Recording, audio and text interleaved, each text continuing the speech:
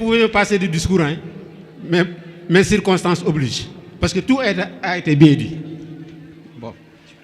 Donc, monsieur le sous-préfet de l'arrondissement de Koki, représenté par son collaborateur de tous les jours, monsieur Sall. Monsieur le maire de la commune de Koki et à tous vos collègues de l'arrondissement de Koki. Monsieur le chef de village de Koki. Monsieur l'inspecteur de l'éducation et de la formation de Louga. Monsieur le commandant de la brigade de Koki. Monsieur le directeur de l'institut de Koki. Monsieur le directeur du centre de formation de Koki. Chers enseignants, chères enseignantes du centre de la formation, du centre de formation et des autres structures de la formation de l'arrondissement de Koki. Madame la marraine, monsieur le président du gouvernement scolaire, chers apprenants, garçons et filles.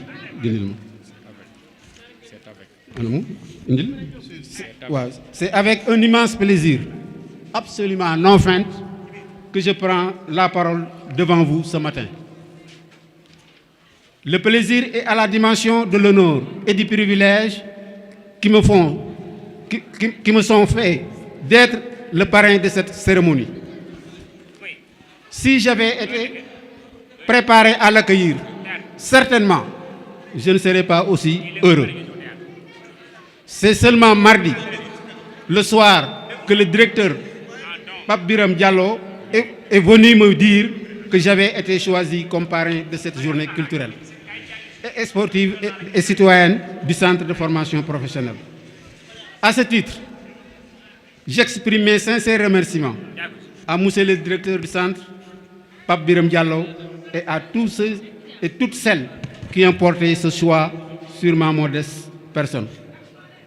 Je m'en réjouis, d'autant que cette cérémonie se tient dans un lieu de formation, plus particulièrement dans un lieu de centre de formation professionnelle et technique. L'intérêt porté à la formation professionnelle et technique est à la hauteur de l'apport considérable qu'elle peut avoir dans le développement du pays. On parle beaucoup du chômage des jeunes. Pourtant, ce fort taux de chômage n'est pas dû à l'absence de travail, mais plutôt au manque d'agents qualifiés. La formation professionnelle se propose justement de résorber ce déficit d'ouvriers qualifiés dans les différents domaines du marché du travail. Cependant, la formation professionnelle ne pourra pourvoir le monde du travail en ouvriers compétents si la société continue de la considérer comme une béquille à l'éducation et à la formation. Elle est une partie intégrante de celle-ci et doit constituer une option réfléchie et délibérée des parents et des apprenants. Elle ne peut plus être le refuge de ceux qui ont échoué dans l'enseignement général, dimanche. À ce propos, j'appelle les parents à accorder encore plus d'intérêt à la formation professionnelle et d'arrêter de la considérer comme une roue de secours, en commençant par moi-même. Mon appel s'adresse aussi à toutes les autorités administratives, monsieur le sous-préfet, à toutes les autorités administratives, politiques et scolaires locales à soutenir le centre de formation professionnelle de Koki. Le plein épanouissement de ce centre pourra aider les parents à faire des économies en gardant leurs enfants près d'eux, libérer des charges qu'un séjour à l'université impose. Le pensionnaire du centre lui-même se sentira plus à l'aise, en sécurité, en restant dans son environnement familial. Tout l'arrondissement a le devoir de soutenir le centre de formation professionnelle de Koki. Il est une réponse évidente pour les besoins de qualification de ces enfants. Alors, tous ensemble, mobilisons-nous pour le développement optimum du centre de formation professionnelle.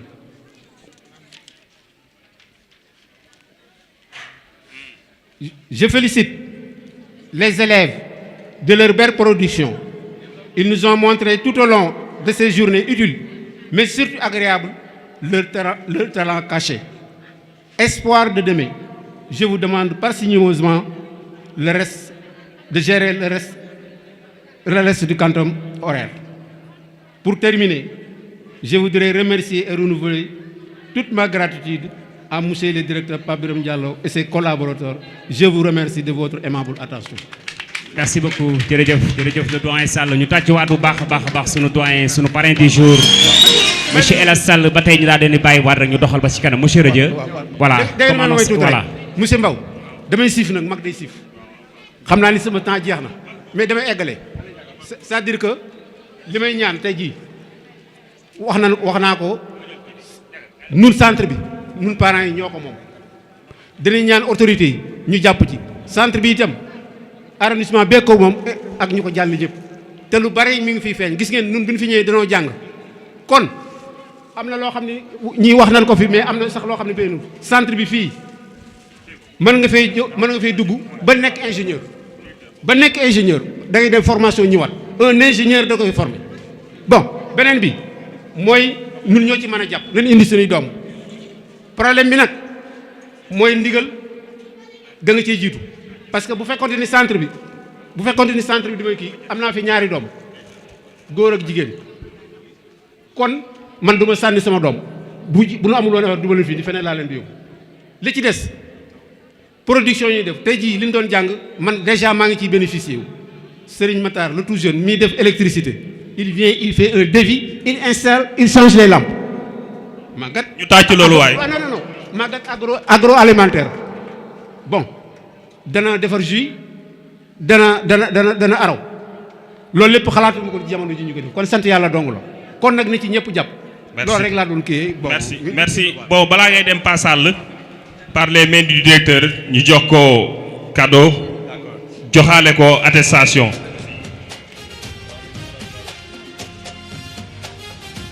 ci loolu ñu ngi woowaale Adja Rakki femme transformatrice mu jege si ak délégation bi mu àndal ñu joxe waale attestation très rapidement ñu dugal ko ci biir parce que ñoom dañu war a dem Adja Rakki mi ngi ànd ak moom moo Louga la jógee très bien ñu jublu fii ba pare ñu jege si waale rek. waaw salaamaaleykum xam naa nag lii nag jafe naa gis wax dëgg yàlla ñun protocole bi dañ ko mujj transgressé pour uniquement permettre sunu papa ji mu mën a jël parole wax li nekk ci xol bi te dinaa leen wax li tax tey jii ni choix bi ñëw ci moom daaw lañ ko waroon a jox mooy sunu première année ñuy def sunu journée porte ouverte mais pa bi dafa fekk moom ci boppam moo jëloon disposition bokk ci journée bi xam nga mënoo bokk ci journée ba pare ñu la koy tuddee parce que daaw journée bi yëpp moom moo ko joué li tax nag ñu def choix bi mooy damaa nekk ci biir centre de formation bi amuñu courant may xool ci passant yi nii ma gis pa bi di ñëw moom kese ci naaj bi midi la pa bi di ñëw fëgg bureau bi ne ma directeur laay laaj man boobu xamaguma sax ne ndegete pa bi man sama nijaay la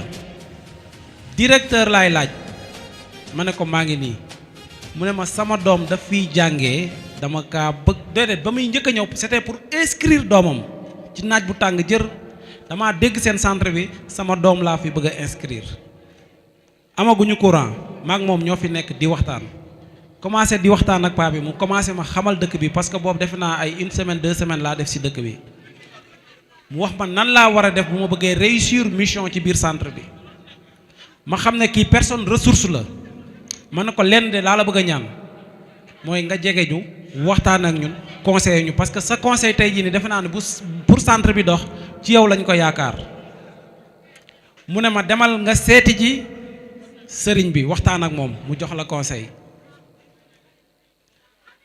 defe naa conseil yooyu tey jii ni moom lañ topp mais li ma gën a marqué ci paa bi mooy wax dëgg yàlla sunu papa ji mooy heure bu ñu amee activité dafay déplacé wul boppam dama ko naan père bul déplacé woo ma ñëw jël si la mu ne ma déedéet bàyyil ma ñëw rek damaa bañ a tardé bu ñu waxee ni centre bi dafa am activité man mii directeur moo ma fi njëkk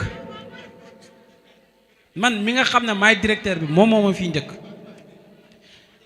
inscrit na fi léegi ñetti doomam yoo xam ne ñoom ñëpp ñi ngi ci centre bi di fi jàngee kenn ki ren lay def examen ren la war a génn ñeneen ñi ñi ngi deuxième année keneen ki def naa mi ngi première année ren kon nag choix bii nii mënuñu woon am meilleur choix que moom te li tax nag tey jii nii ñu dindi protocole bi parce que xam nañ ni sunu kilifa kii di inspecteur d'académie wax dëgg yàlla dañoo forcer la main te di ñu ko may aussi di ñu comprendre xam naa doo ma defal rapport tamit ci loolu wax dëgg yàlla ndaxte sunu paa bi tey jii nii wax dëgg yàlla jariñ na ko di la remercier bu baax a baax di la wax na la yàlla may gudd fan njaboot gi yàlla sàmm leen bu baax a baax a baax a baax wax dëgg yàlla su ma continuer rek xam naa danaa tuur ay xewal te wax dëgg yàlla ak li moom mënuma ko jërëjëf dañ lay remercier bu baax a baax.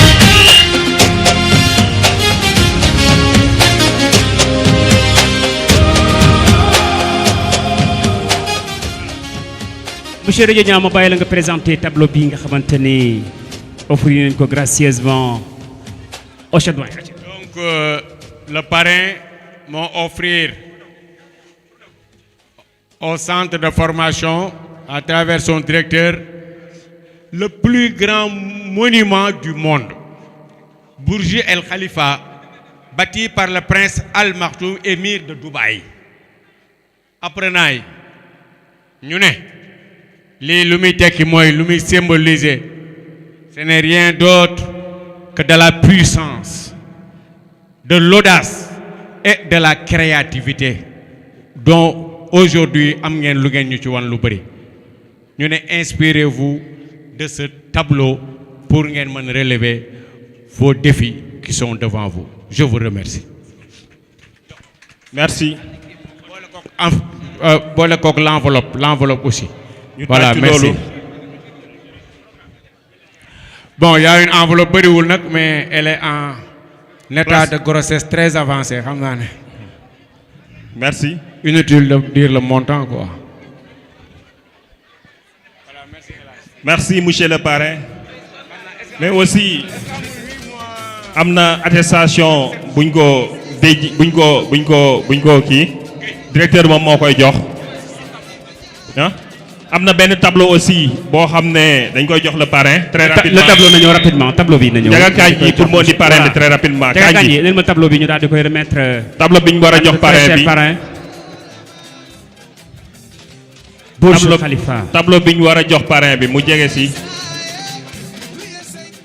jaajëf yëpp mën nañ ko nit yi ñi mu nga gaaw. xamante ne parents d'élèves bi lañ des parents apprenants ma leen di jaajëfal bu baax a baax a baax. tableau. Daouda Wade jarbaat la ci parrain bi Birane Wade également tableau bi ñu war a jarbaat jox la ci parrain parrain bi. bi Malick Ndiaye fàttewuma la jaajëf monsieur Ndaw maa ngi lay siyaar ñu xaar tuuti. madame Diop bàjjen Seynabou gis naa la maa ngi lay siyaar tableau bi.